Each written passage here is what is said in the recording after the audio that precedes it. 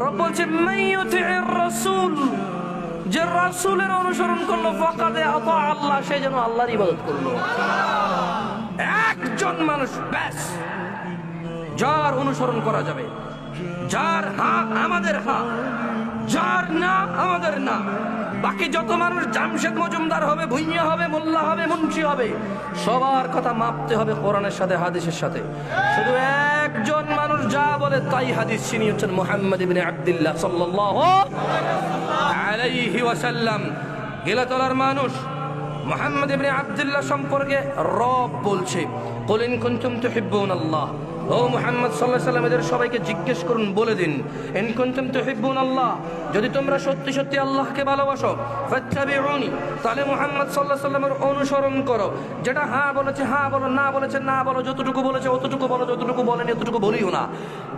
যদি তোমরা মুহাম্মদ সাল্লাল্লাহু আলাইহি ওয়াসাল্লামের অনুসরণ করো, ফাত্তাবিউনি ইউহিব্বুকুমুল্লাহ, যদি তোমরা মুহাম্মদ সাল্লাল্লাহু আলাইহি ওয়াসাল্লামের অনুসরণ করো, তোমাদেরকে আল্লাহ নিজেই ভালোবাসবে।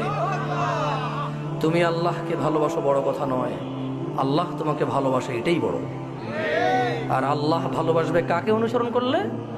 মুহাম্মদ ইবনে আব্দুল্লাহকে অনুসরণ করলে।